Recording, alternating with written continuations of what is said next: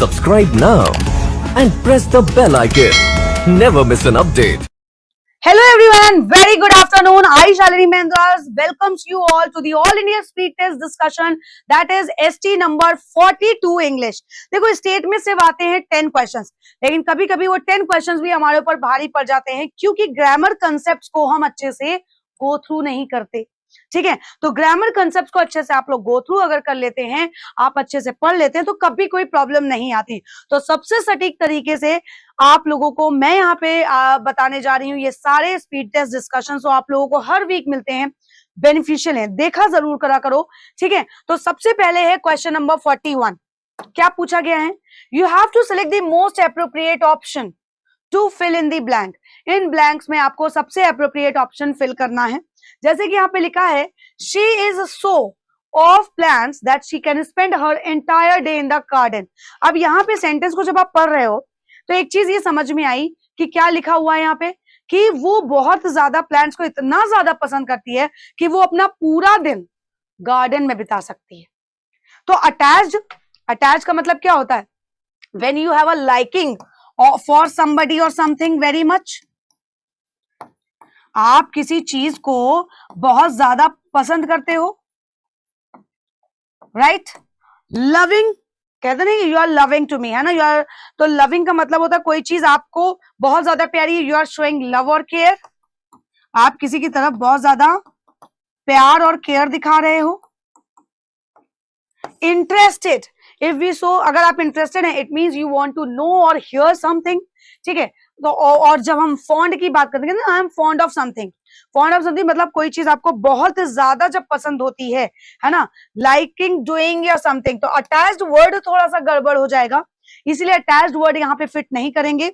Accordingly अगर हम देखेंगे कि हमें एक यहाँ पे एडजेक्टिव की ही नीड है। ठीक है ये सारे ही एडजेक्टिव, लेकिन ईडी फॉर्म ऑफ वर्ब के साथ है। She is so fond of plants, यानी कि ऑप्शन नंबर डी जो होगा करेक्टली इसमें फिट हो जाएगा। नेक्स्ट यहां पे क्या आएगा?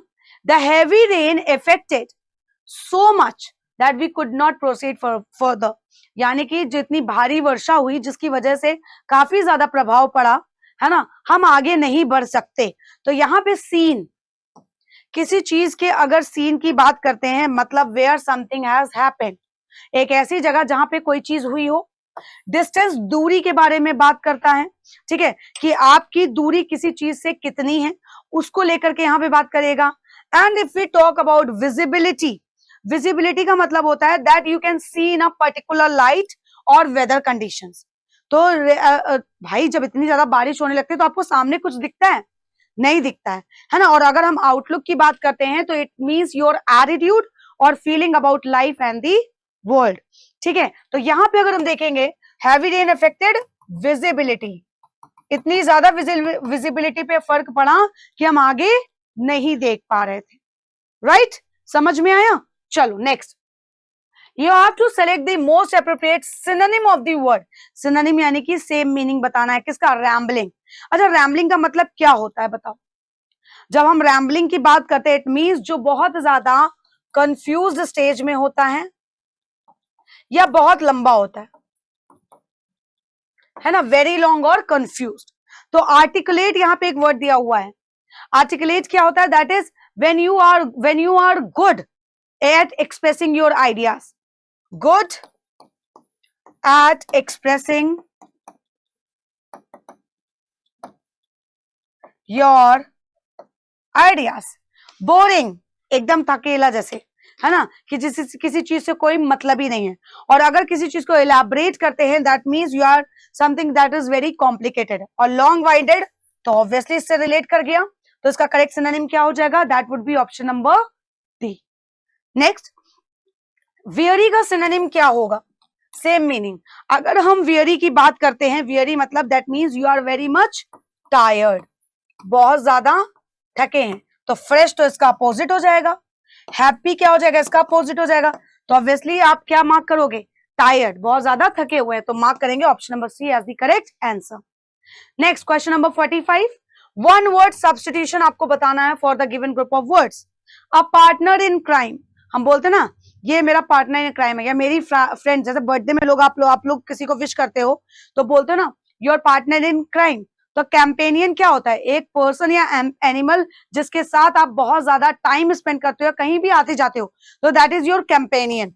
तो वो तो रॉन्ग हो जाएगा। फॉलोअर मतलब जो आपके रूल्स को, है ना, या आपको सपोर्ट करता है, किसी पर्सन को सपोर्ट करता है, किसी के बिलीफ को सपोर्ट करता है। अपोनेंट मतलब जो आपका विरोधी होता है, उसे हम बोलते हैं अपोनेंट। कौन होता है? विरोधी। तो ये तो होगा नहीं। पार्टनर इन क्राइम का मतलब होता है your अकम्प्लाइज।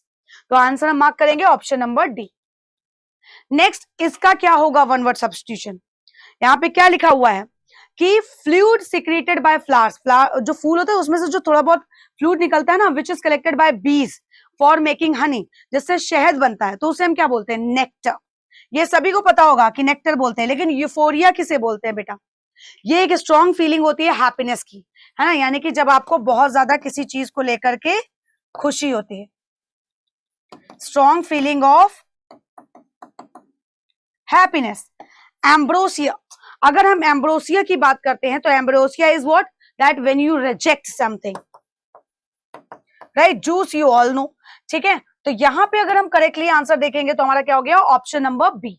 47, when you move faster, आप बहुत जल्दी जल्दी कहीं पे मूव करते हैं तो उसके लिए हम क्या यूज करते हैं?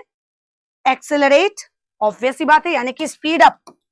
स्पीड अप यानी स्पीड बढ़ाना। एक्सिलरेट अगर हम बोलेंगे, एक्स लग गया है, तो जब हम एक्सिलरेट की बात करेंगे, it means you are making somebody और something very excited, when you feel very happy, very excited. और अगर हम एब्निगेट की बात करते हैं तो इट मींस आप रिजेक्ट कर रहे हो उस चीज को, है ना। अच्छा, एक चीज और, एम्ब्रोसिया का मतलब रिजेक्ट नहीं होता है। When you are fond of goods, fond of आप किसी चीज के, यानी खाने के बहुत ज्यादा शौकीन होते हैं ना, तो उसको बोलते हैं एम्ब्रोसिया। रिजेक्ट करना तो एब्निगेट को बोलते हैं, रिजेक्ट करना। और अगर हम एब्डिगेट की बात करते हैं तो एब्डिगेट क्या होता है? इट मींस जो किंग और क्वीन होता है ना, गिव अप बीइंग किंग और क्वीन, उसे हम बोलते हैं एब्डिकेट। तो यहां पे करेक्ट आंसर हो जाएगा A. Question number 48, underline idiom और फ्रेज है, उसका मीनिंग आपको बताना है।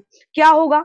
आई will always be grateful to my friend because she has been with me through thick and thin. मैं हमेशा अपनी फ्रेंड के शुक्रगुजार रहूंगा या रहूंगी क्योंकि वो हर समय में मेरे साथ थी। थिक मोटा और थिन पतला, यानी गुड टाइम्स और बैड टाइम्स की बात कर रहा है। ऑब्वियसली हम यहाँ पे मार्क करेंगे in both good times and bad times. अगर मीनिंग नहीं भी आता, आप सेंटेंस का अगर मीनिंग समझ जाते हो तो इजीली इसका आंसर कर सकते हो।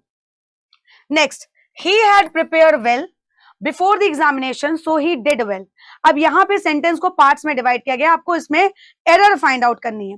एक बात बताओ, according to the past perfect tense rule क्या होता है?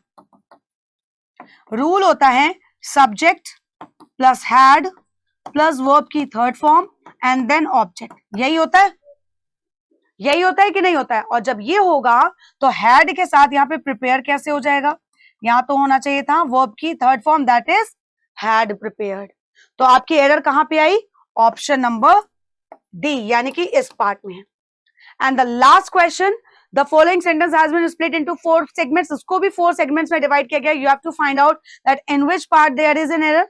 It has been written, John wanted to know if will John come to the college in the evening. अब एक बात बताओ, if will John, क्या if के बाद डायरेक्टली वर्ब आ सकता है कंडीशनल सेंटेंसेस भी? नो, हमेशा पहले क्या आएगा?